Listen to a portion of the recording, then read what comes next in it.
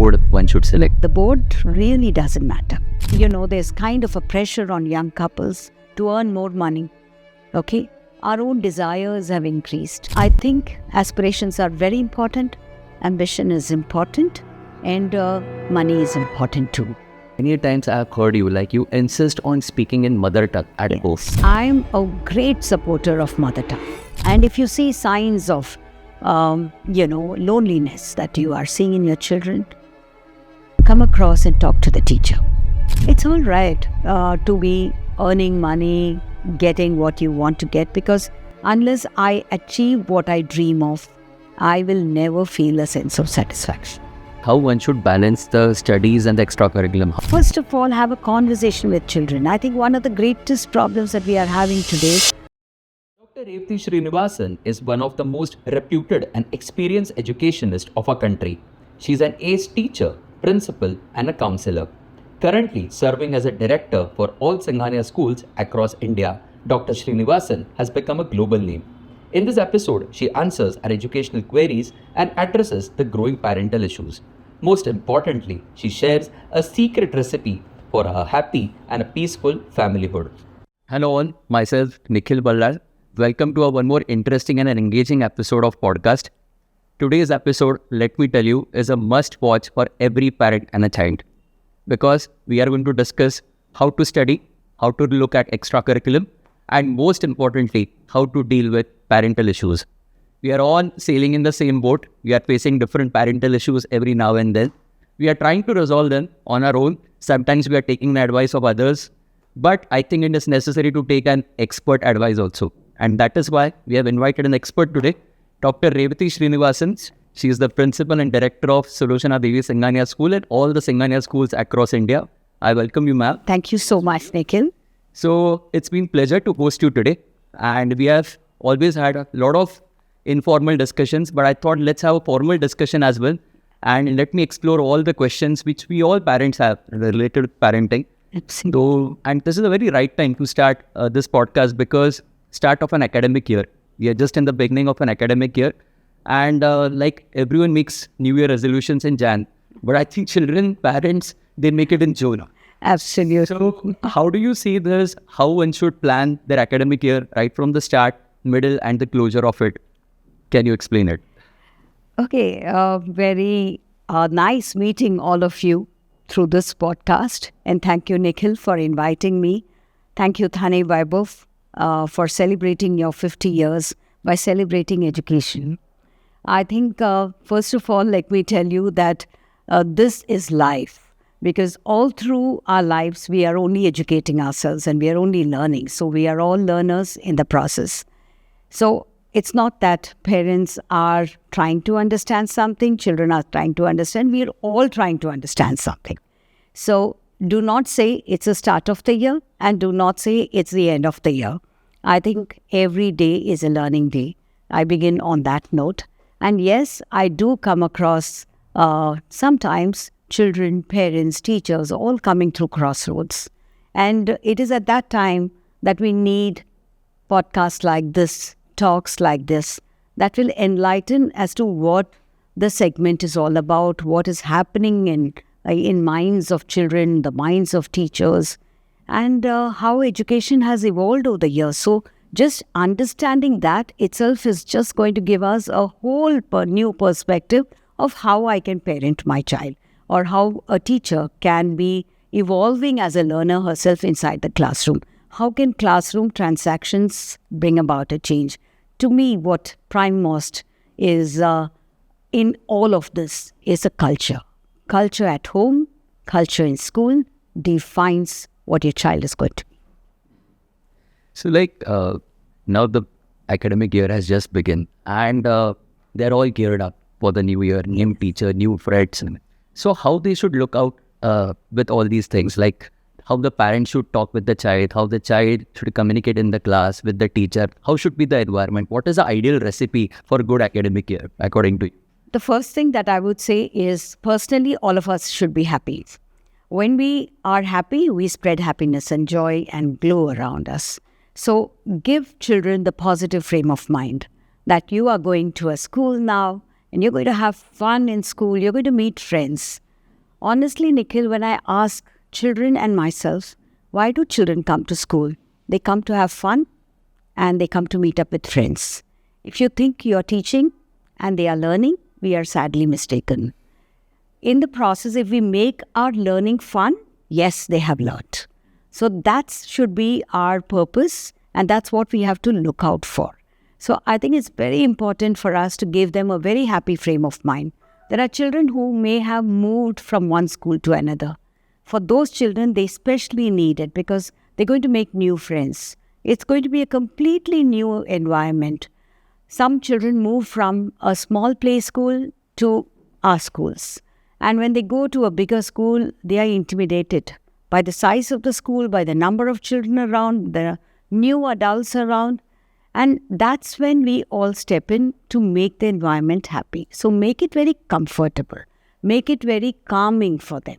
It is not about anxiety that तुम जा रहे हो, हाँ, संभाल के रहना, हाँ, इधर उधर मत पटकना. Nothing can happen inside any school.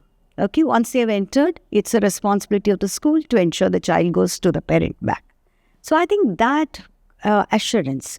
The second that I think we all must have is trust and faith in each other. As parents, as school, let's trust each other and let's have faith in each other. Nobody will do anything intentionally, and we all mean good for others. And whatever happens, for a child, the child is a cynosure of the eyes of their parents. Once they enter school, they share their parenting with the teachers. And that we must understand, that the parents and teachers own the child just as much as anyone else would own. So I think that's very important. And so the trust and faith builds it up.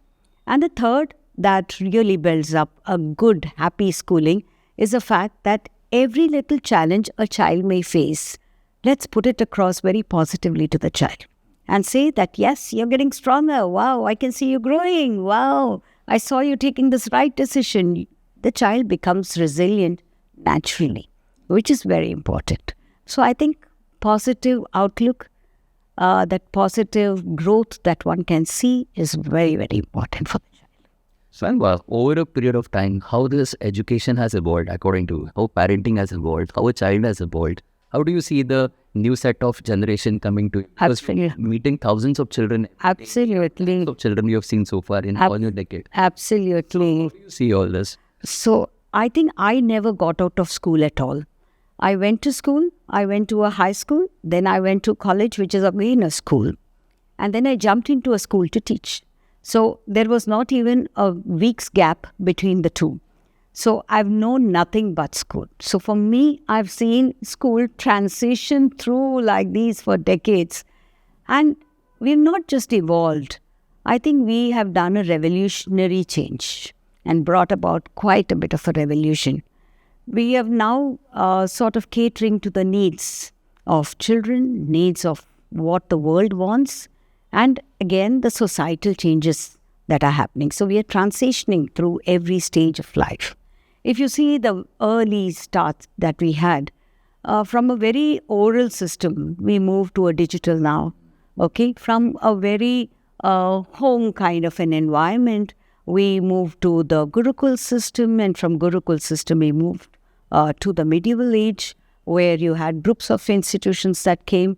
Ancient Greek, in fact, started its formal schooling for the elite. And there they taught them actually reading, writing, and just management, administration. And from there, we evolved the formal schooling system, and from there, all schools started setting up. But now, if I were to see from what was personal, individual, I have moved to a very, very holistic education. And I'm talking about I in general sense. So it has evolved. From what was very teacher-centric, we have now become learner-centric. From what was rote learning, we have now come to more of experimental, experiential, that kind of a learning. From what was completely an individual learning, we've come to collaborative learning, where emphasis on sitting with groups and doing it. From what was the basic needs of what the society needs or work demands, we have now moved to a place and position where we want them to get life skills because we want them to stand up for themselves. So the whole system has evolved. And when the system evolves and the society brings about the changes, it is natural that education will go through change. Schooling is one part of education. So schooling has to change because we are making the impact very early in life for them. So they come in to most schools around 3. So from 3 to 18, if we make that impact, we've actually sort of given them a platform of what life is going to offer to them.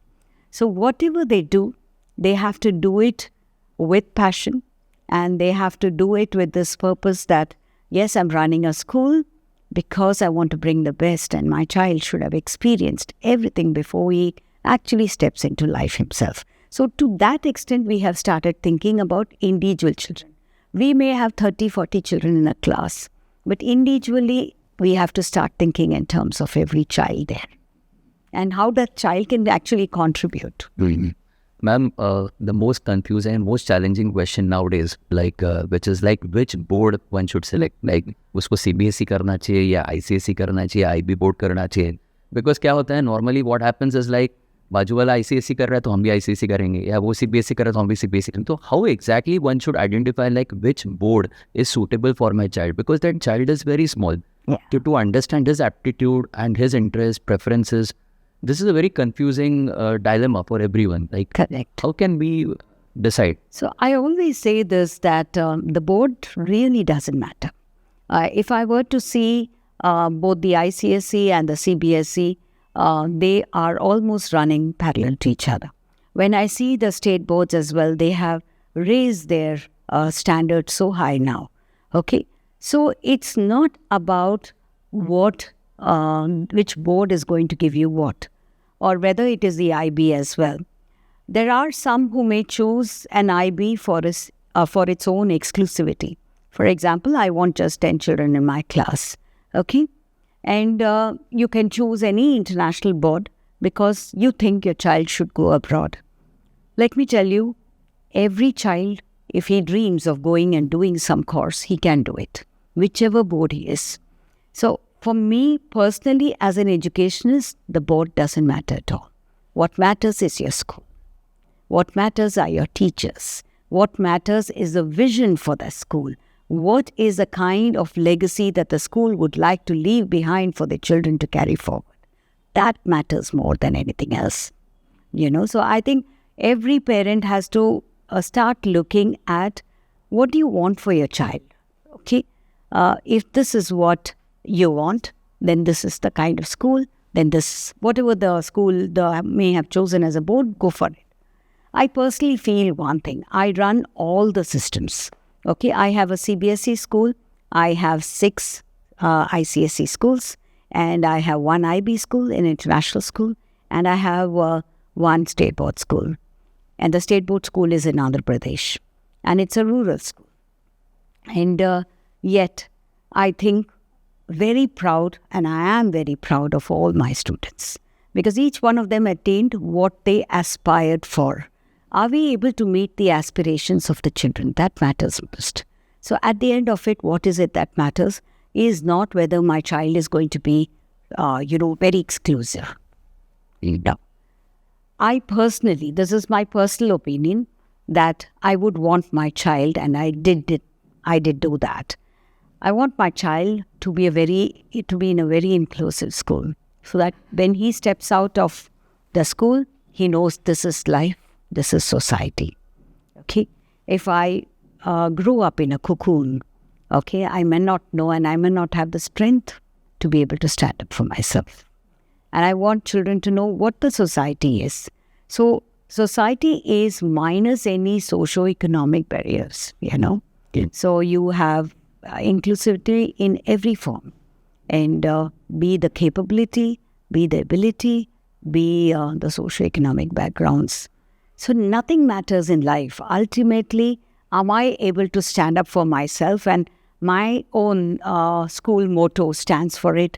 It says, "Padh likh kar gyani banne se pehle insaan bano." So if we are not able to bring out that insaniyat, purpose of life isn't there. purpose of education is lost. And is it this insanity as we are talking about, like, are you seeing it diminishing, or is it become irrelevant these days? Because we are talking a lot about IQ, what about EQ, emotional quotient, or SQ, spiritual quotient? How can we work on that? Like, how we can make our children more EQ friendly? So here I will stand for children, okay, because I think it is not true to say that children today are less empathetic.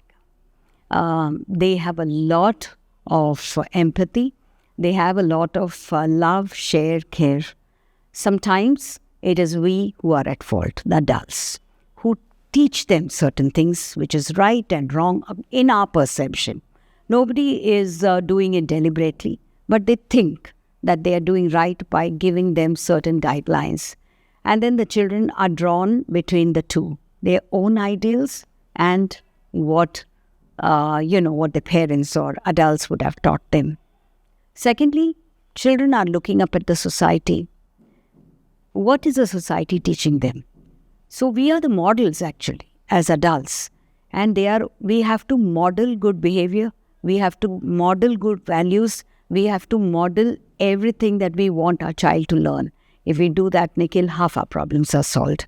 Okay, we tell our children don't take the mobiles. Okay, but we are on it till 12 in the night. How do you teach your child? Keep away from mobiles. Nahi chhod, wahan rakho, wapas nahi rakna. That doesn't work with children. Why? Because I'm seeing you doing it. So if I say no mobiles after 9 o'clock, which means every member in the family will place their mobile on the center table at 9 p.m. and nobody touches it. When you do that, child models it. Mark my words. Okay?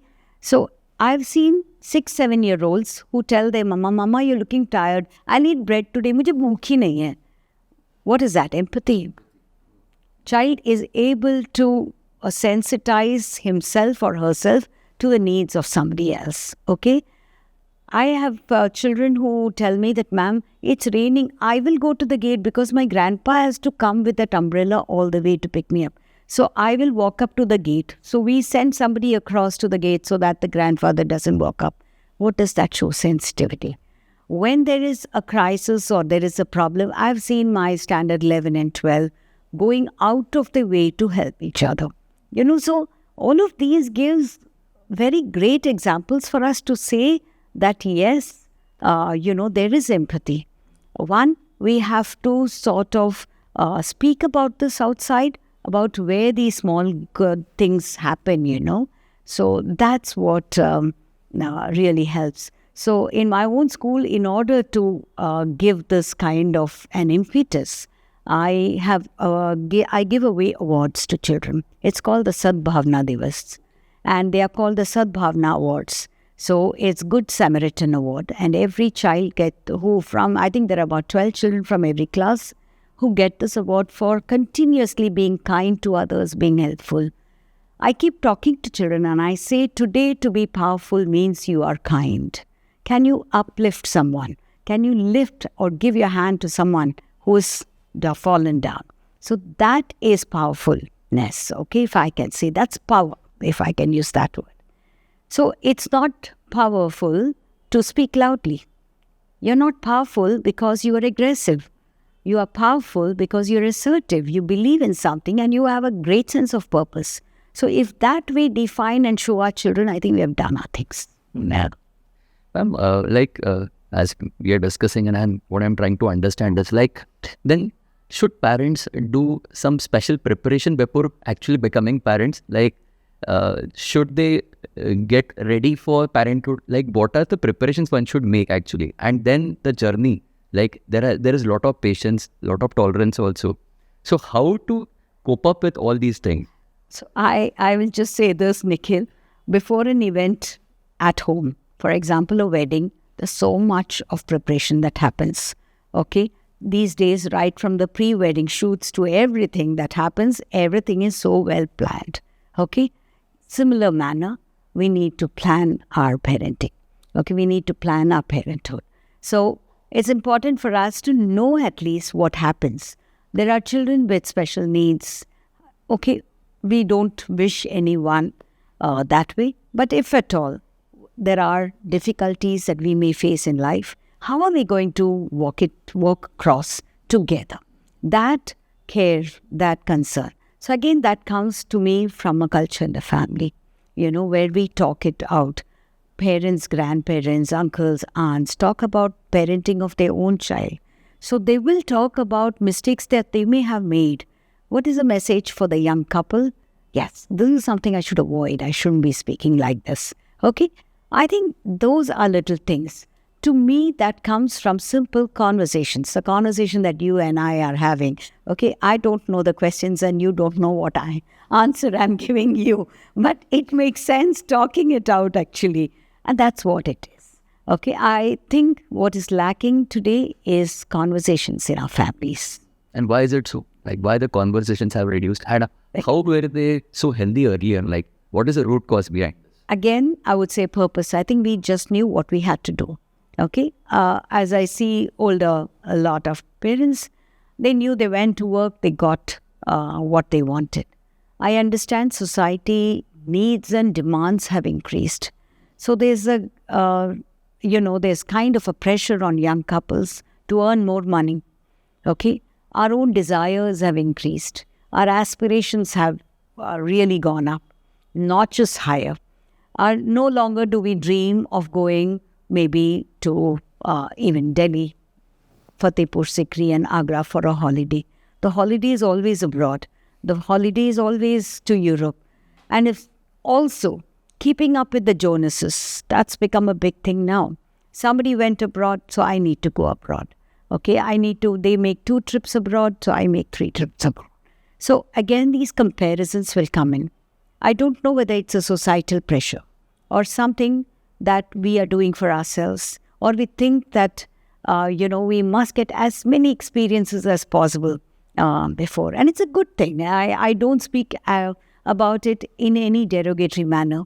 But my only thing is we must know where to draw the line. How much is too much is something that we must know.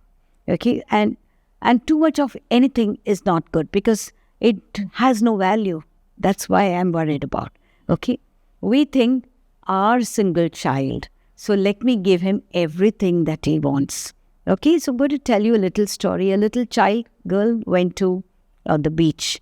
She looked at her mother and said, wow, I want these fluffy candies. Okay, so the mother got her the candy. So she was busy eating that candy while she saw something else, a toy. And she said, I want that whistle that is blowing. Then she saw balloons. Then she wanted the balloons.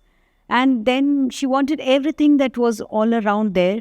And then she said, I have a request and now I want to get into the waters. So the mother said one thing, that, okay, we'll go to the waters, but you will have to carry everything that you have bought because I'm not going to. These were not mine. Okay, these are yours.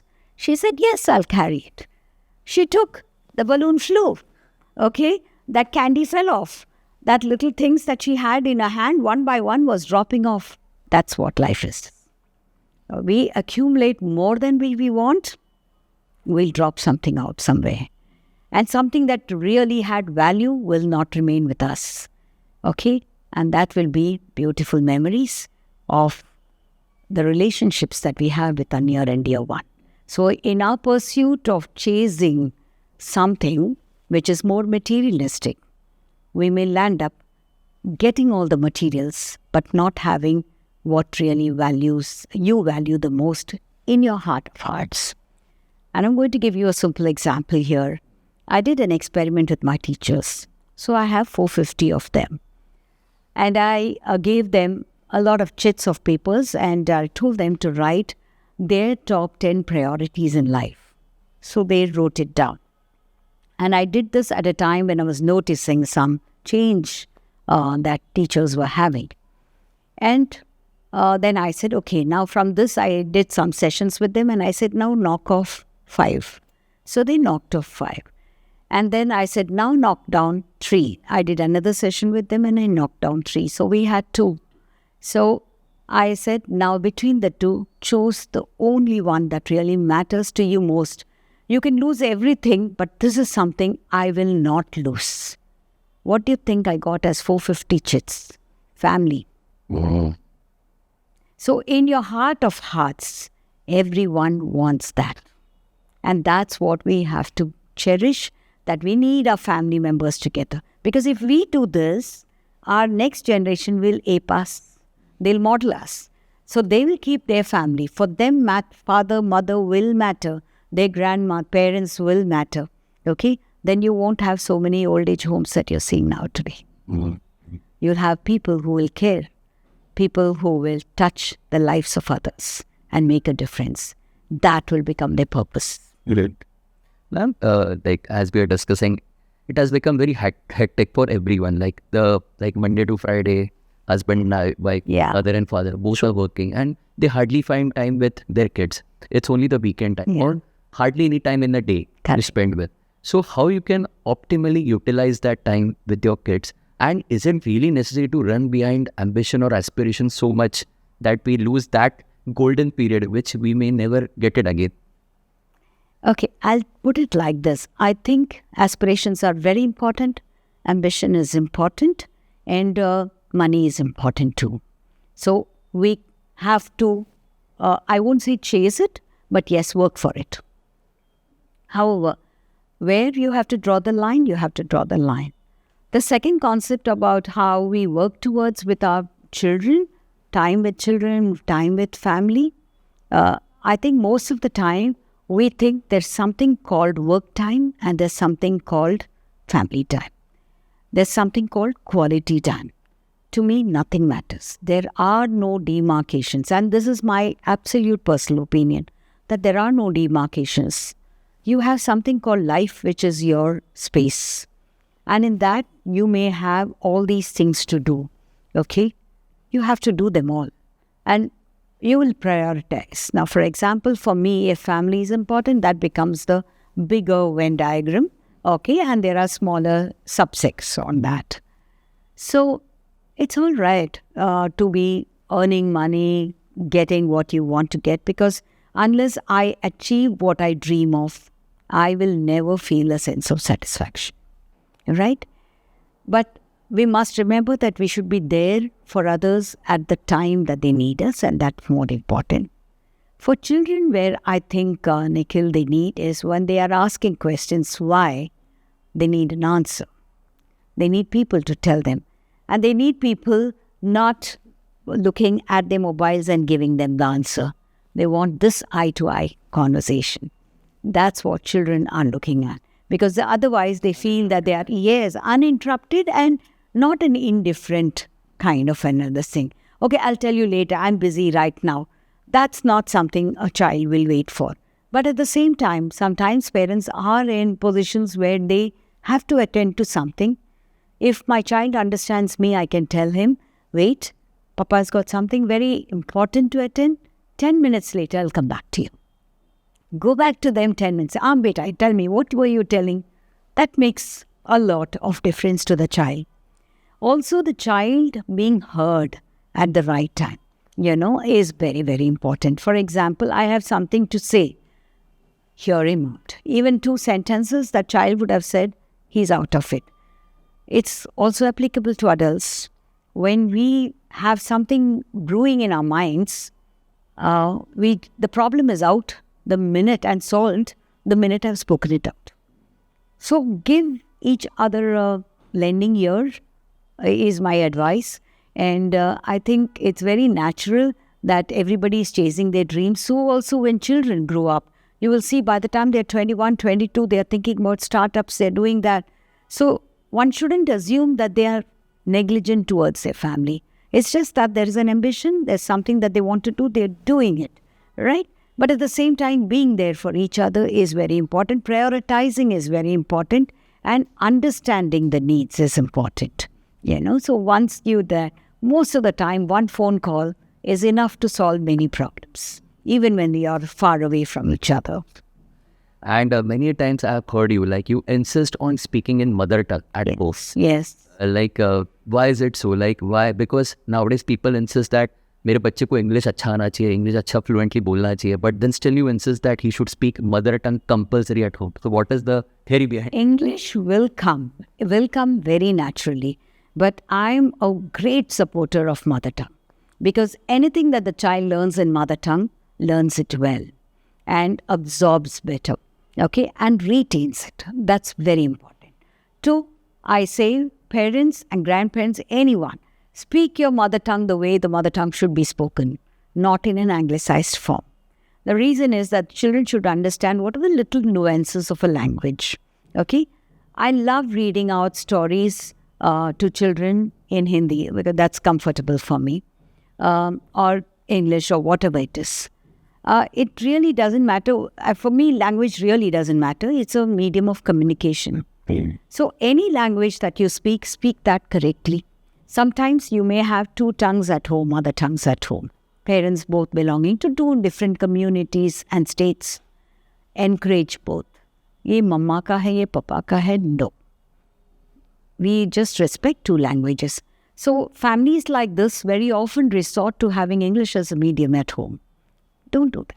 English will come in naturally for them and they have to learn it because it's kind of a global language. Wherever you go, you need to do it.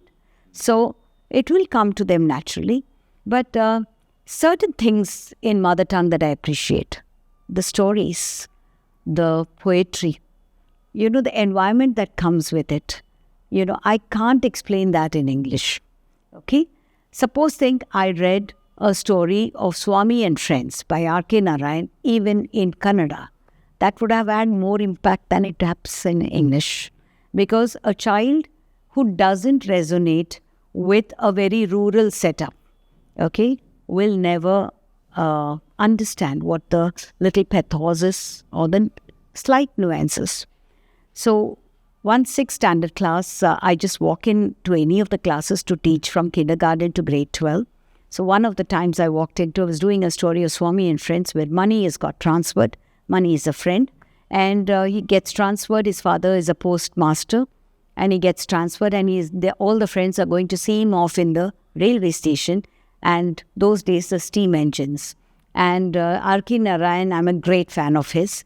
He narrates so beautifully how Mani was feeling sad and how the children were crying and Swami was bitterly weeping. And I saw no expressions in my children.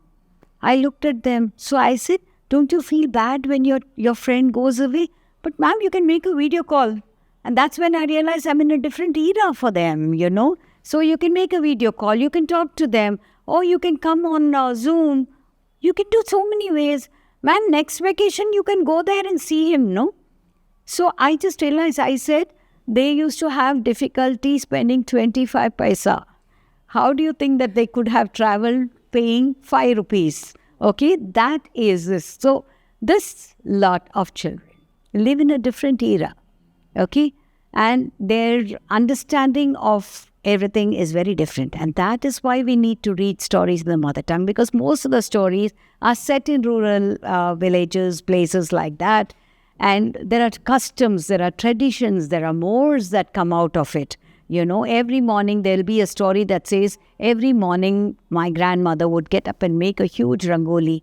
The neighbor would look at the rangoli and make a bigger rangoli.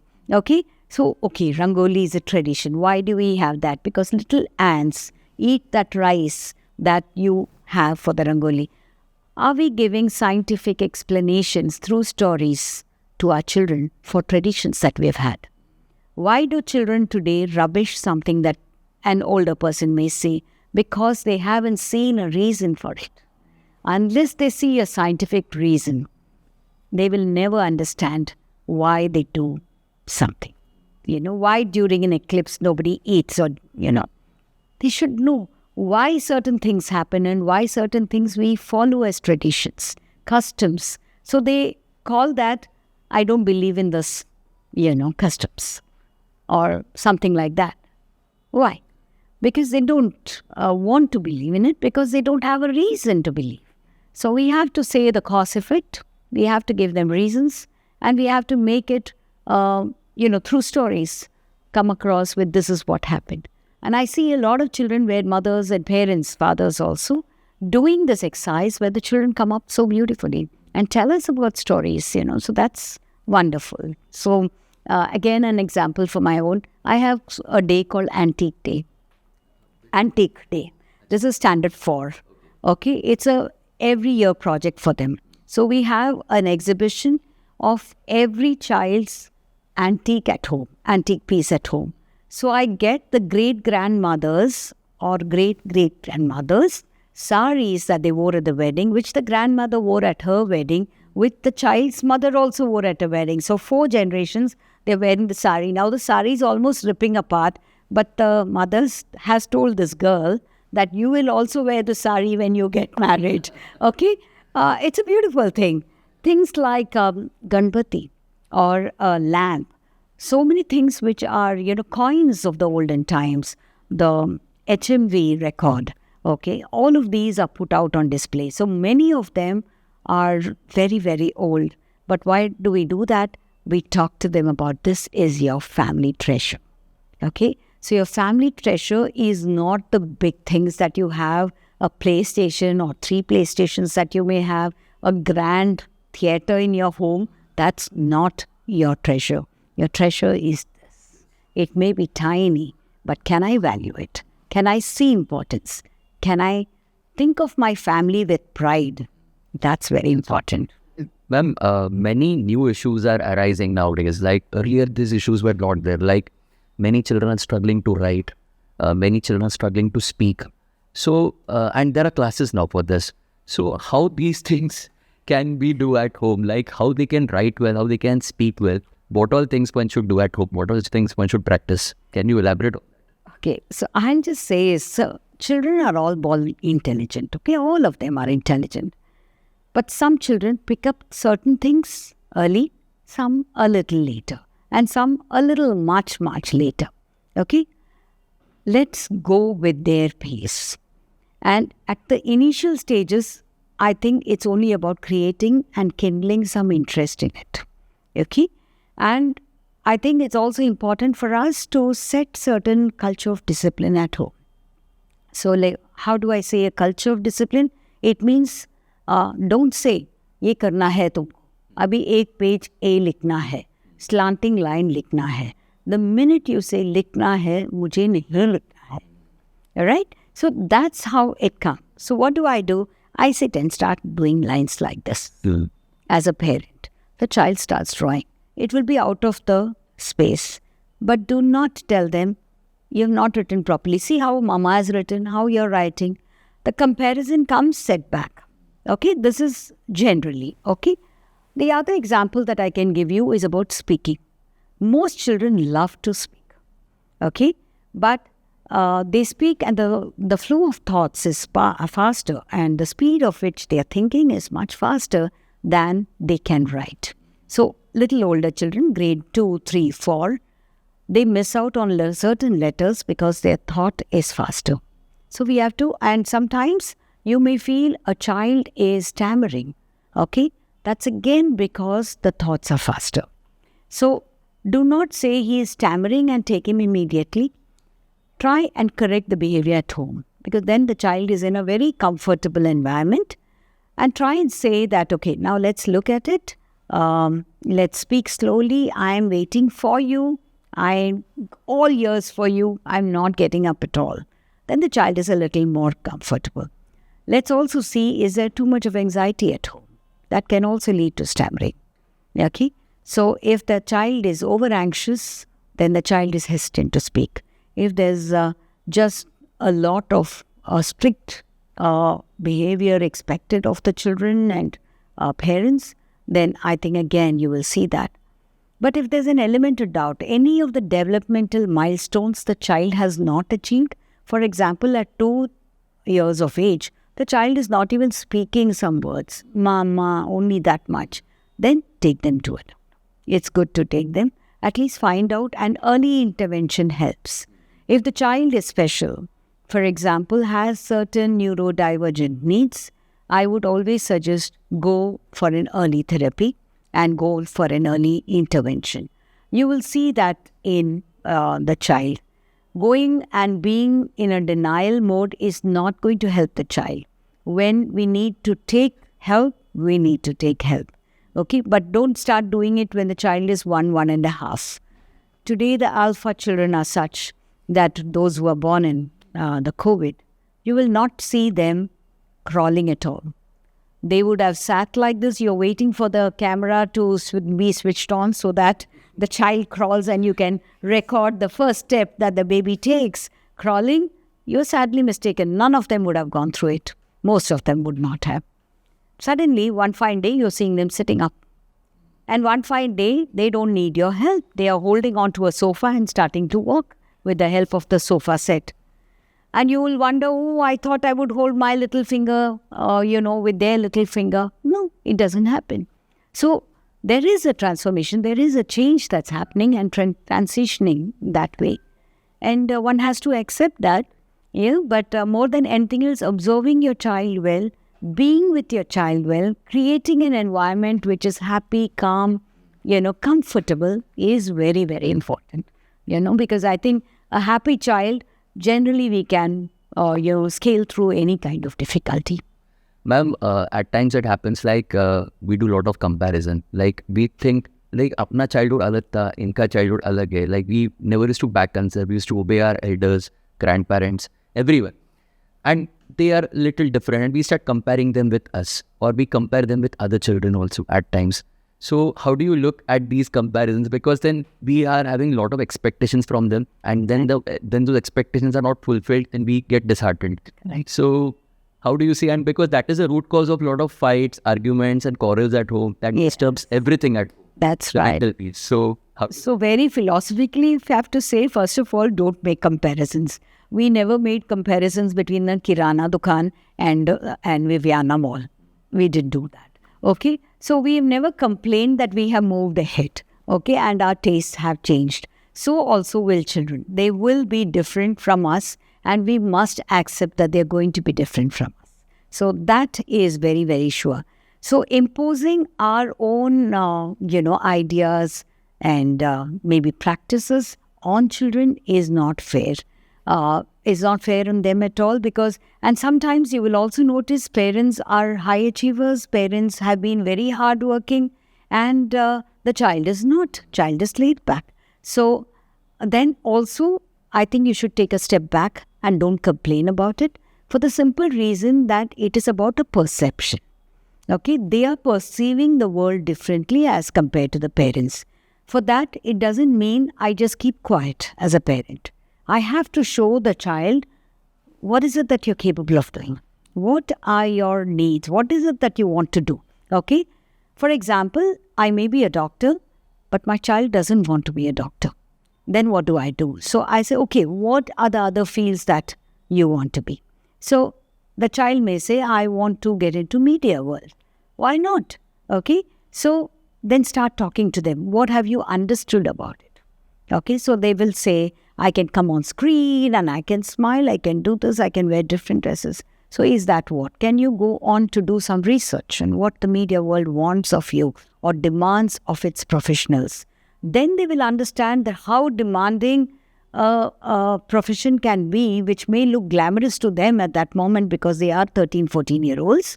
It can look glamorous, but how much of hard work goes behind it, right? Once they understand, they may drop that out like a hot potato and say, no, I don't want to be a media professional. I want to be this.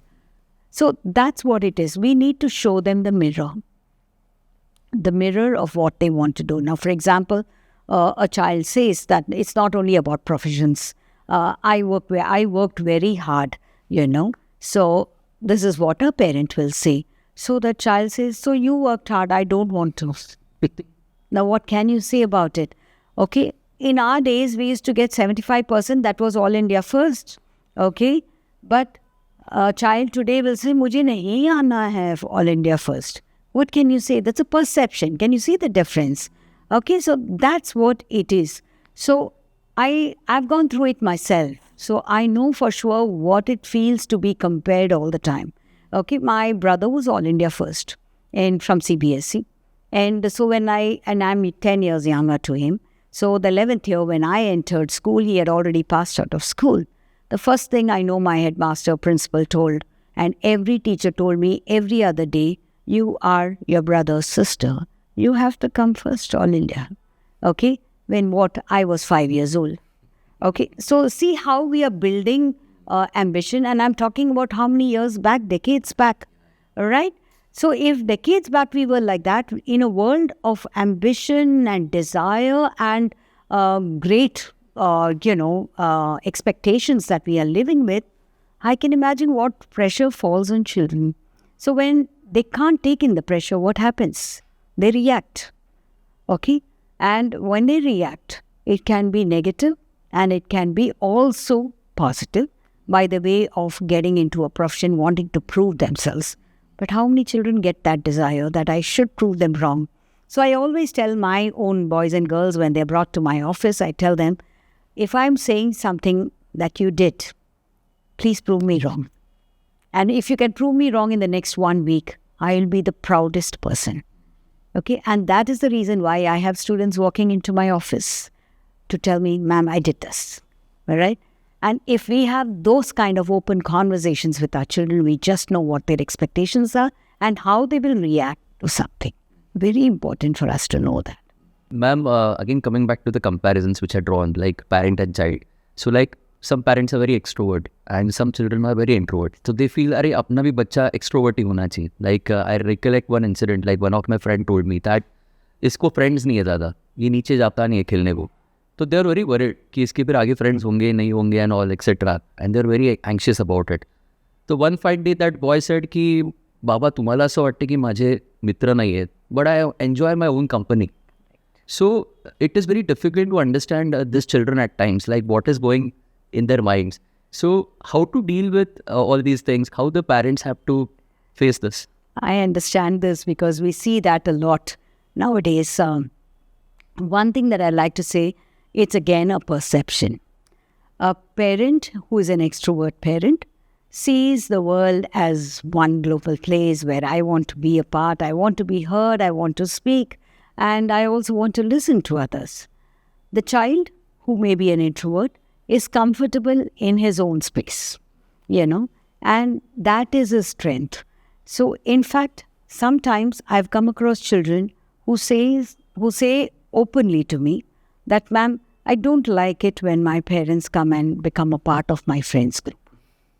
And this, parents have to watch out for when the child is 8 years of age. From then on, you are a part of their circle of friends, but you're not the chieftain. You're outside the circle, okay? And the better it is that we are outside. We're just watching, but not there to participate. And most children prefer that way. Introvert children like to handle things themselves. For example, an introverted child will react in this manner. Comes back from school, the mother, an extrovert, or any parent who is an extrovert will say, तो क्या हुआ school में, क्या किया school में, बोलना, और क्या, और क्या is not in their vocabulary at all. Okay? Yeah. So how was school today? Okay. Or bol. Oh, I don't have anything to say. Right? So an introverted child is, in fact, that child would want to have his own space or her own space and be with themselves with their own thoughts. Are they getting introverted to the extent that they're not expressing themselves? No. A child, you can observe behaviors. And when you see there's a change in behavior, change in eating patterns, change in certain things that they are doing, then you need to raise a red flag. Otherwise, introverted child may take time to make friends. You will always see a child who is an introvert, and a very, very particular characteristic that I have studied from my personal experience is that they know where they're heading. They have very clear sense of direction. They know which is that circle of friends they're going to be with. They just have 5, 6, but they're very close to them. And those children also understand them very well. So they will not force them to be a part of it. So they're not looking at making large social circles. But unfortunately, a parent who is extrovertish wants everything public. From social media to everything they bang on. Okay? These children, introvert children, may be achievers, but they don't want to talk about it. Okay? I got it. I won the award. Finished. They ends it. So everybody congratulate. He'll say thank you and keep quiet. But the parents will go bombarding the social media, talking about it. The child is embarrassed. The child doesn't want to speak about it. It's also with our little ones where, we have taught them a poetry. The child sings a poetry very well or sings a song very well. Guests come home and they say, "Beta, sing." The child will never open his mouth and sing. They don't want to. Okay? So they really don't want to model that behavior at that point of time. It's about their perception of what they want to do. Give them space and time, and over a period of time, they'll have meaningful friends. They may not be great, speakers, talkers like that, but they may be even a good speech person, a person who can speak very well. I don't think one has to worry about having the thing, but one cannot impose their, that extrovertish behavior on their child. The child will never take it. That's when the child goes through kind of a pressure and is not able to perform, is not able to accept things around them. So to a large extent, I think it's important for us to accept children and people in society as they are. Much of our problems in our own lives, we have complicated it by making others be like ourselves. Talking about the pressure part, ma'am, like it is very shocking, not surprising, but shocking to see many children saying that me depressed I'm in tension at the age of 4, 5. Yes. So even like these words, like it is very hard to believe that why are they saying this? So how do you see all this picture? So where did they learn the word from? They're aping it again, right? So they're copying it from somewhere. So as adults, we have to use our words very consciously. So there are times that we are sad. We don't have to say we are depressed. We are sad. Okay, we are disappointed. We are angry. These are emotions. Can we teach our children to express their emotions? And the minute we have taught our children right from 3 years of age, when we teach them to express their emotions, they are okay with everything. Now, I'll give you an example.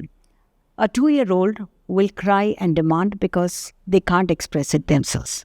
But a 3-year-old can say.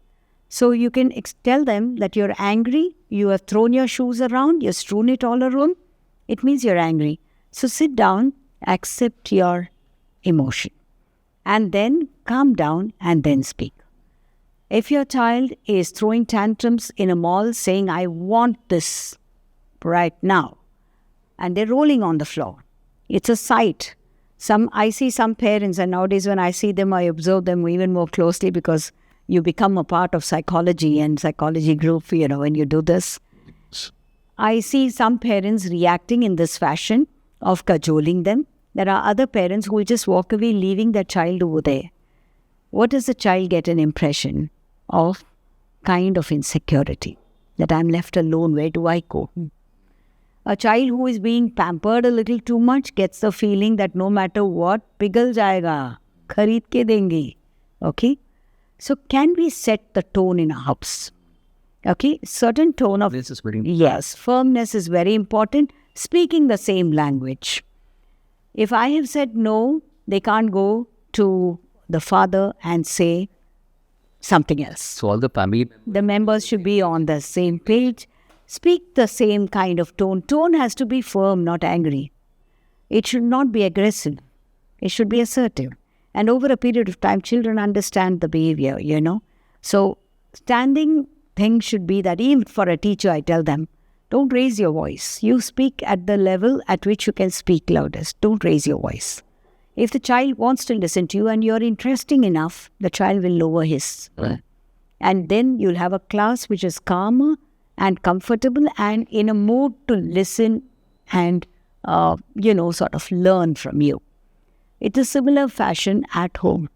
Very important for parents to understand that there will be these tantrums.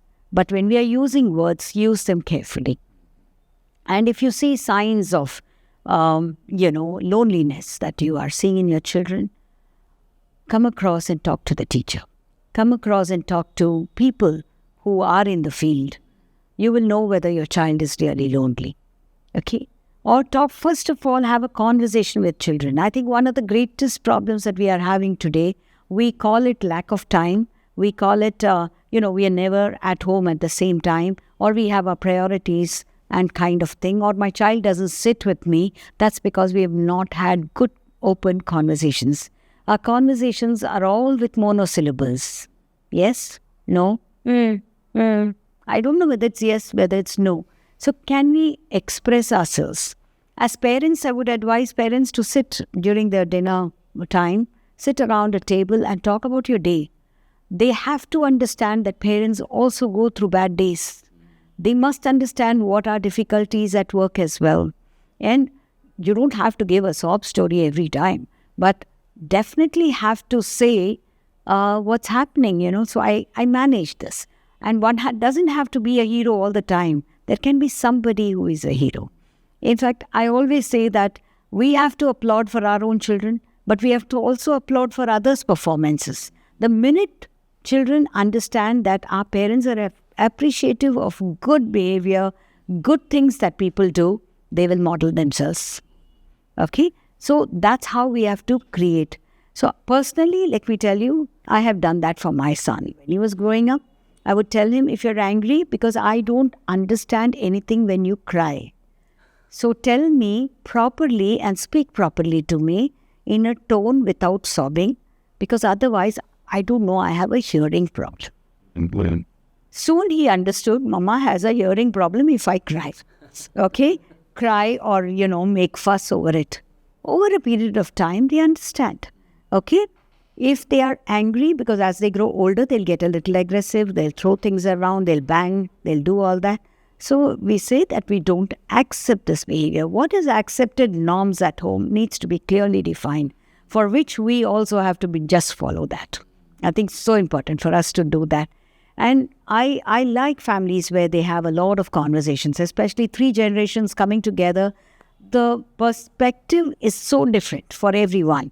Okay, it's all right to have that, because that's what is a first life lesson. When they get into a boardroom, they're not going to have 12 members speaking the same language. They better understand that if they want to be heard, they better teach them. So that's why I tell parents these days, teach them 2 skills in life.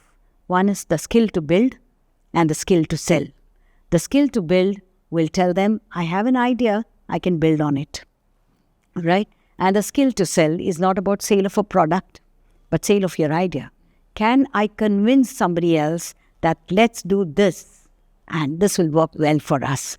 So these 2 skills, if I've developed, I'll become resilient, I will become problem solver, a creative problem solver, and I'll be able to create new things. And that's the world that we are looking for today. The world is looking for such people. The world wants very creative people today. So we have to teach our children to be that. And no matter what we say, people want everyone to be happy. As we are talking to make our children more creative, how you see how one should balance the studies and the extracurriculum, how the extracurriculum are equally important, because at times they are so much packed up with the regular studies, like school ho gaya, fir coaching class, uske baad then they hardly have any time for extracurriculum. So how do you see how one should balance all these things? The first thing is that it has to get integrated. There are no scholastic and non-scholastic clear divisions anymore. You have to merge the 2, and they should understand a non-scholastic is as important as a scholastic activity. Yet, in a world that we are living in where the marks card does matter, academics really has some importance, especially in an Indian context. So, keeping that in mind, I would say every child should learn something for aesthetics and something for physical development. Like we say, education for the mind, body and soul. For the mind, you have all your academics. For your body, you need physical activity. So train them in one spot. And for your soul, you need something on aesthetics. It could be art, music, design, whatever. Okay, but dance, you could do that. What I'm seeing now as tendency is that I want my child to know everything and become a master of everything. It's expecting too much from a child. Okay, so the poor kid goes to school, comes back, then goes for a music class, comes back, learns something else, phonetics, then goes back and learns some football. And whether the football is, the skills are picked up or not, all the kids come on to the kid, So the child automatically starts looking at the glamour component, not the skill component. Where I come from is that I want our children to learn the little nuances of a game. Okay, then build on their skills. The glamour will come to them naturally. Okay, we all look at stars in the sports field and say you have to be like him. I want parents to say, play like him. There's a difference. There is so much of a difference, because when you say, look at him, this is how you want to be, I want to be him in all its materialistic component. What is your contribution personally? What have you done? So that is very important. So how do I do? There are parents who even say that if I've invested this much, you should be on the stage performing. Don't expect that. Your child will perform when the skills have been developed well. Because you don't want your child to be a bad performer. You want your child to be good. I want my child to get onto a stage and everybody says, wow, at 10, such a beautiful performance. Look at the expressions in the dance. That's what we have to do. Okay, and I think there are lots of children today, as I see in my own school, hugely talented. And it's a delight watching them. And just yesterday I was watching one of the programs, and the way the children sang, the way the child sang the bhang, I think, you had goosebumps. So you have talented children like that. So let them learn. And I think the recent Harvard study also says that your cognitive development really happens when you are able to play one musical instrument. So I think to learn something is important. So our problem is, Nikhil, that we are concentrating on the outcomes. And we are rewarding the outcomes. We have to reward the efforts. Yes, the process. Did I move from this stage to this stage? Wow. Okay, I award. And how do I take the child away from a materialistic, you had asked that question earlier. Here comes the point. Instead of telling them that, okay, today we go to the mall and you can buy something, a toy for yourself. That's the reward? No, that's a carrot. Okay, so the reward can be, Mama and I will cook the pasta together. Okay, would you like to join in to make the pasta? Okay, so that becomes a reward. The child has never gone to the gas. You are making the child do it. And then when you place on the table, you say, wow, we all made it together. That's what child looks for. And it may seem idealistic, sorry to say that, but it may seem idealistic.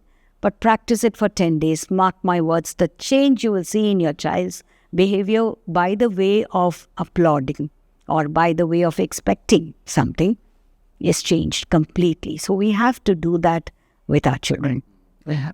Sometimes when we keep discussing, like we friends, relatives, so at times we say कि somebody lie for something and we are like, अरे इसने मेरे से झूठ कैसे बोला? Like I love him so much, or I have given everything in my life and everything. So that shock is very it can't be digested. So how you see this, like when they lie, how we have to handle one situation like? So we have to ask ourselves why. Why did they lie? Fear, or the fact, I would say guilt, because the fact that they know that this is what is expected of me, but I didn't do it. Okay, so they are feeling guilty because they are conscious within that they're not expected to do all of these. Okay, it could be simple things as marks that they may lie. It could be simple thing as what their friends did or what they did.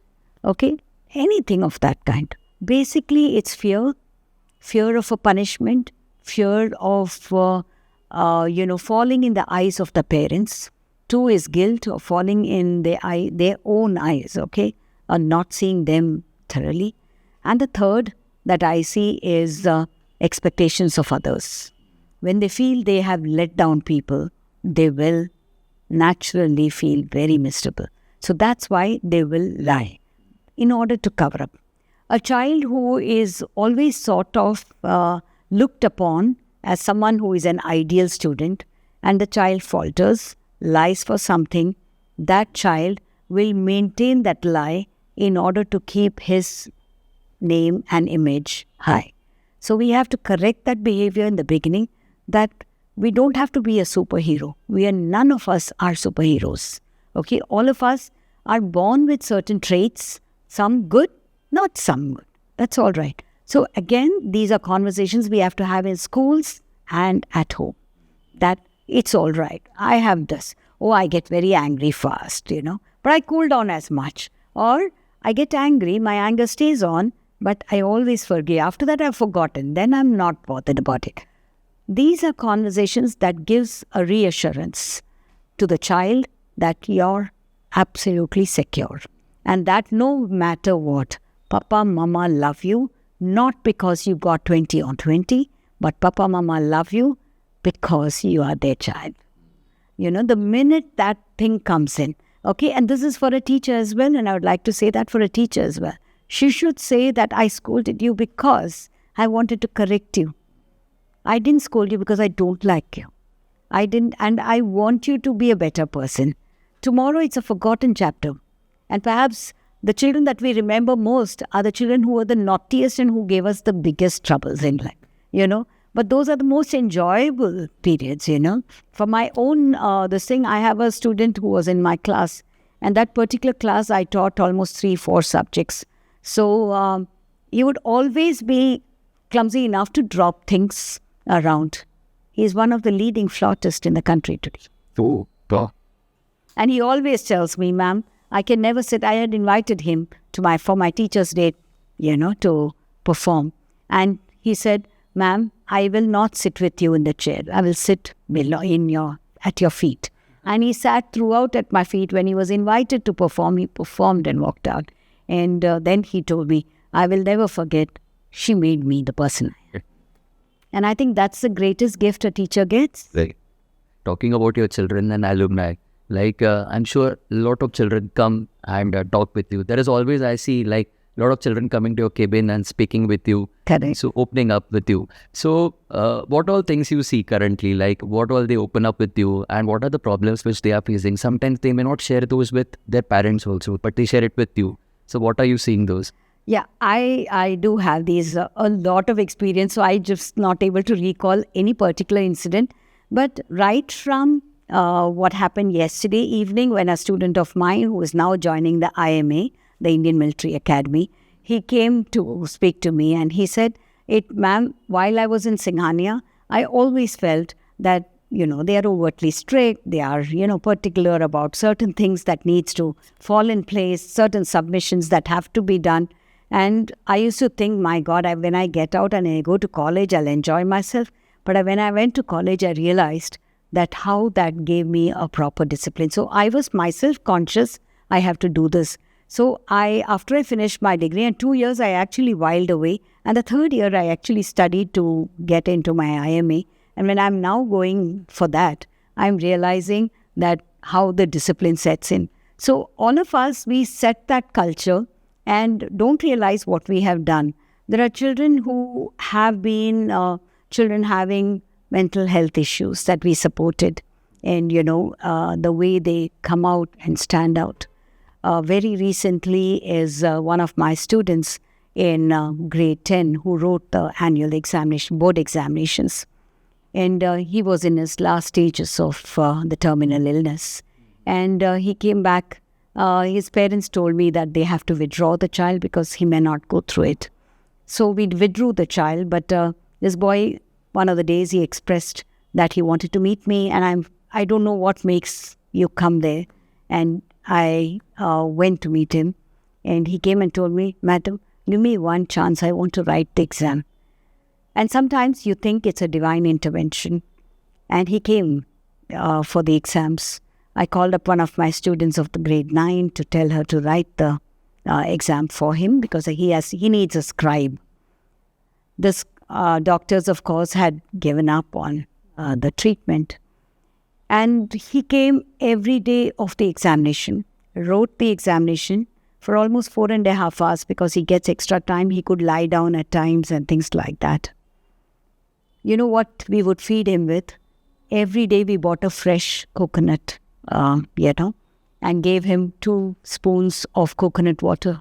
We literally fed it in his mouth. And we would chop apples so tiny and feed him because he didn't want to eat the sprouts that his parents had given in a small dabba because he can't have more than 2 spoons. The results were out on April 30th. And you know what he got? 85%. Yeah. And we are amazing, amazing. And the strength he showed, the courage he showed, unfortunately, he didn't live to see his result. He died exactly a week before the results came. And while we attended it, the kind of gratitude the parents have shown from the day that we have, that's what we as schools can do. Give somebody hope. I'm sure he's watching me speaking this while I and Bhavin will be very happy for the scores he got, but more unhappier that 12 years that he lived in the school, he was a happy child, and the school supported him for everything. So these are lessons that we all have to carry with us, okay? And today when the parents come back and say, "Ma'am, thankful," I feel that it was a calling. And we all have to attend to our calling. We have to listen to our inner minds to know whether this is a calling. So I have some students who perhaps would have, done in Georgia Tech. She's joined Georgia Tech. She did 3 years. And she completed a 4-year BTech program in 3 years with a scholarship, extraordinarily academically oriented. But she was also so good in sports, so good in everything. So you have children like that. I have Rudransh Patil, who is a gold medalist and for rifle shooting. He has gone in for Commonwealth. And Rudransh's story is one story that I'd like parents who have children who are sports persons to know. Rudransh couldn't write the 12th standard board exam because his World Cup championship came at the same time. So he came to me saying, "I'm in doubt, what do I do?" I said, "Forget the exams, go and attend to your World Cup." He said, "What about my 12th standard?" I said, "Forget your 12th standard. Worst comes to worst, I will fight your case. But worst comes to worst, you will drop a year, that's all. This can be caught up, but your chance and opportunity cannot be missed." To all sports lovers and parents of sports persons, I'd like to say this. Have the courage to leave one to get something, especially when something else is going to be an opportunity of a lifetime.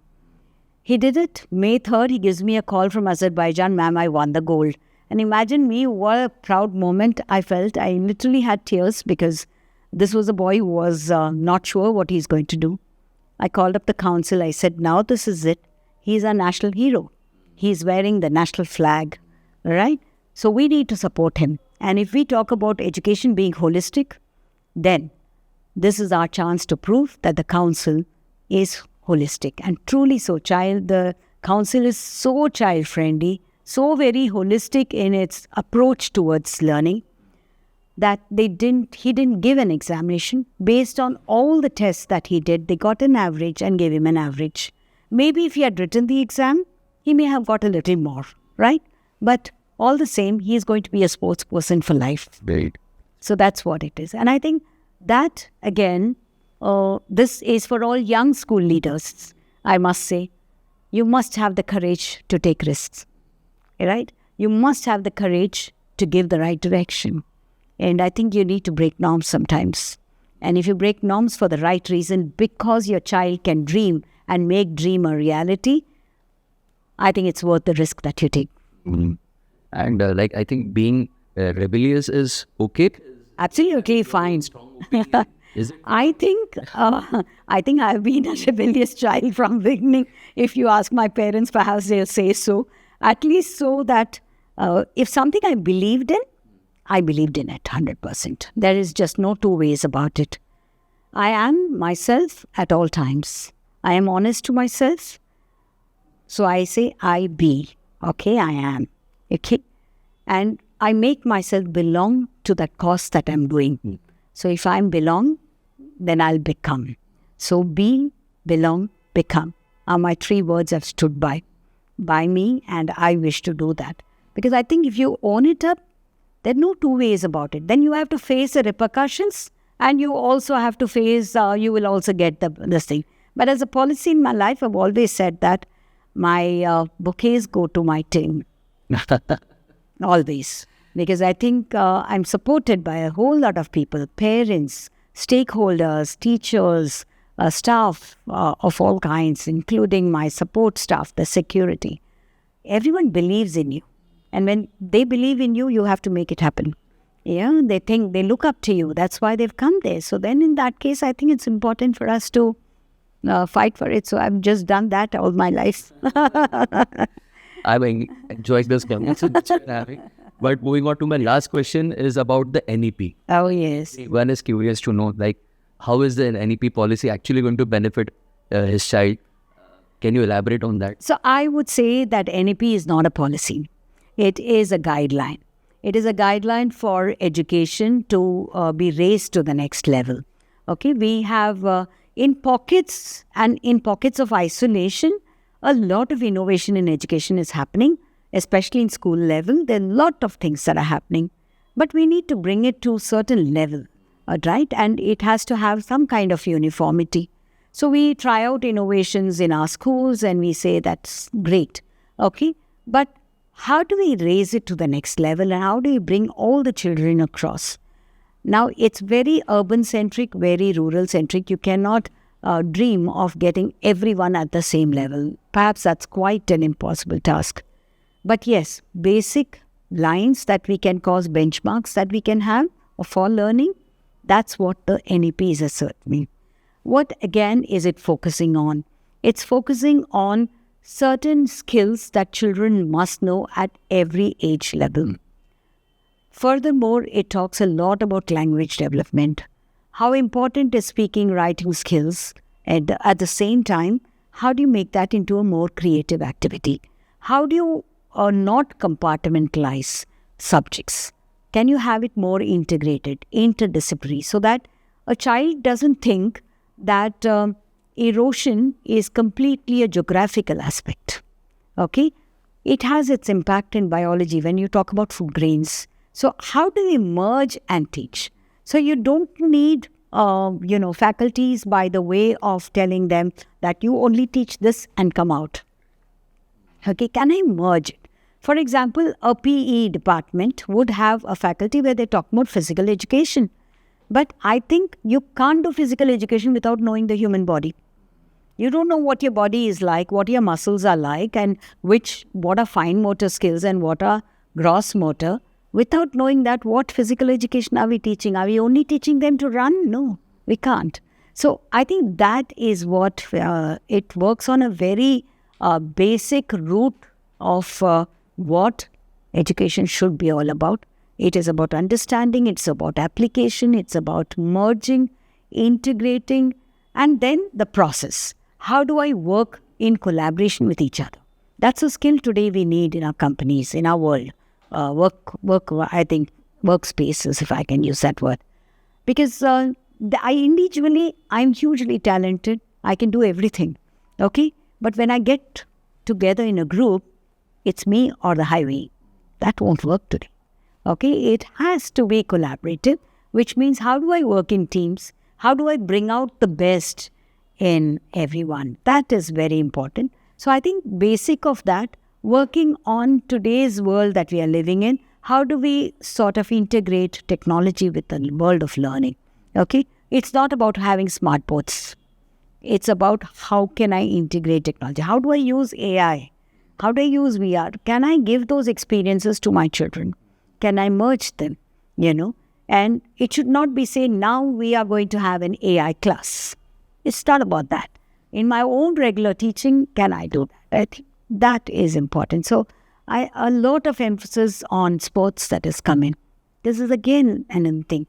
Now, these are very basic things. It's not that you and I didn't know it, but it is important for us to know that how important it is that every school does it and every part of education, whether it is an Anganwadi or whether it is a rural setup or whether it's an urban setup, all schools do it. There is just no board. That's why now I'll tell you why the board doesn't matter. If we just follow all these guidelines that are given in the NEP, I think your school is at a level that you can say, yes, you're doing good. It's again now not about my school, your school. It's about the schooling system as a whole. It's a complete ecosystem of education that we are in. And we have to start understanding that we can't make comparisons. And comparisons between children, between parents, between nothing. Okay, you have to, whatever may be the circumstance, take it up. And I think work, what is need-based, what it is. So you have to customize to a large extent. So even in our NEP, while guidelines may be given, you can customize it to your own needs. The first thing that is brought about is complete into kind of a reclassification of what the schooling can be. So we have the FLN, which is the foundation stage from kindergarten to grade 2. 3 to 5 is a preparatory stage. 6 to 8 is the middle school, and then it's the secondary and the higher secondary. So very, very clearly, we have classified it. I think that's what we need to follow. Ma'am, it was a real pleasure interacting with you. It was very informative, and I'm sure there were a lot of insights and a lot of takeaways from this conversation. I have always been interacting with ma'am, and there have been always a lot of takeaways from her. And again, today also there were a lot of takeaways. I'm sure all the parent children who are listening this podcast must have enjoyed this. And if you enjoyed, then do like this, share this, and subscribe to our channel, because we'll be talking with such intellects every week, and you will be getting a lot of wisdom, lot of knowledge from out of this. Thank you for signing with us. Goodbye.